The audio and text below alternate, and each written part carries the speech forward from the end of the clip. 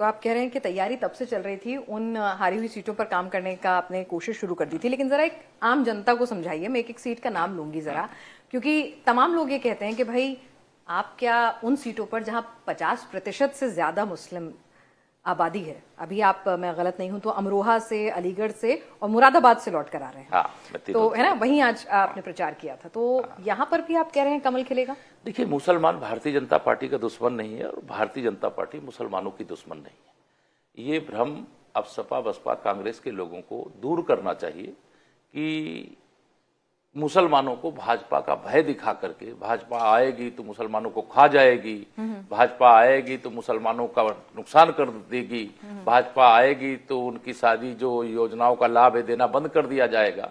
ये भ्रम जो पैदा करके वोट लेने का काम करते थे ये तीनों दल मिलकर के, अब उत्तर प्रदेश में मैं दावे से कह सकता हूं कि यह भ्रम मुसलमानों का भी टूट गया है।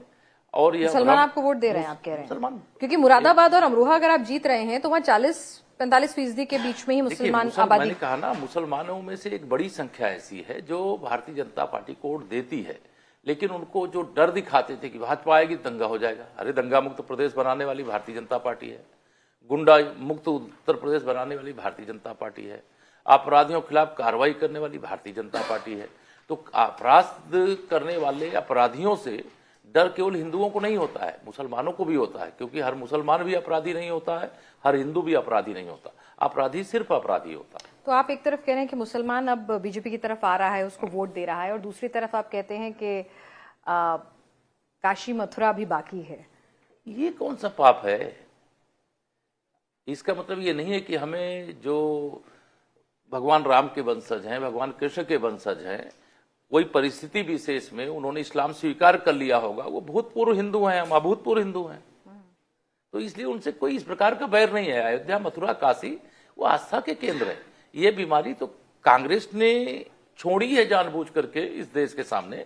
अन्यथा जब भगवान सोमनाथ का मंदिर का जीर्णोद्धार हो गया था गुजरात के अंदर सरदार वल्लभ भाई पटेल जी की अगुवाई में, उसी समय अयोध्या मथुरा काशी का मामला निपट जाता। लेकिन वोट बैंक की राजनीति के स्वार्थ में कभी मंदिर की समस्या को बचा करके रखा, कभी जम्मू कश्मीर की समस्या को बचा करके रखा, कभी देश में हिंदू और मुसलमान को लड़ा करके सत्ता प्राप्त करने का रास्ता साफ करने का काम किया। तो अब वहां समय चला गया है। ये अयोध्या में भव्य राम मंदिर बन रहा है, बन चुका है, वहां प्राण प्रतिष्ठा हो चुकी है। बाबा विश्वनाथ जी के धाम का भव्य कॉरिडोर बन करके तैयार है, लाखों लोग प्रतिदिन दर्शन करते हैं। मथुरा वृंदावन का तीव्र विकास हो रहा है। परिसर विशेष का वाद माननीय न्यायालय के समक्ष विचाराधीन है। जैसे अयोध्या का मामला न्यायालय के समक्ष था, वैसे ज्ञानव्यापी का और भगवान श्री कृष्ण की जन्मभूमि से लगी हुई ईदगाह का मामला ये माननीय न्यायालय के समक्ष है। और माननीय न्यायालय से न्याय की, एक राम भक्त के नाते जैसे हम लोग इंतजार कर रहे थे न्याय हुआ, वैसे एक शिव भक्त के नाते, एक कृष्ण भक्त के नाते इंतजार कर रहे हैं। उसमें भी न्याय की उम्मीद रखते हैं कि न्याय होगा, और न्याय होगा। इंतजार करना, हम भी इंतजार कर रहे हैं, वह भी इंतजार कर रहे हैं। चलिए ठीक है, आपने कहा कि ये जो मुरादाबाद, रामपुर, संभल, अमरोहा, जहां पर 40% से भी ज्यादा मुस्लिम आबादी, आप कह रहे हैं कि यहाँ पर मुस्लिम भी आपको वोट देगा और आप जीत दर्ज करेंगे। देखिए, हमें सब वोट देते हैं और देना चाहते हैं। ये मैं एक नारा लगाता हूं कि सपा बसपा मुक्त उत्तर प्रदेश, कांग्रेस मुक्त भारत देश। जब यह नारा लगाता हूं तो इस नारे को लगाने से उनको परेशानी जरूर होती इन दल के लोगों को कि ऐसा क्यों नारा लगाया जा रहा है। क्योंकि इन लोगों ने केवल बांटो और राज्य किया, भ्रष्टाचार किया, गरीबी हटाओ का नारा दिया, लेकिन जो कहा उसमें से कुछ भी करने का काम नहीं किया।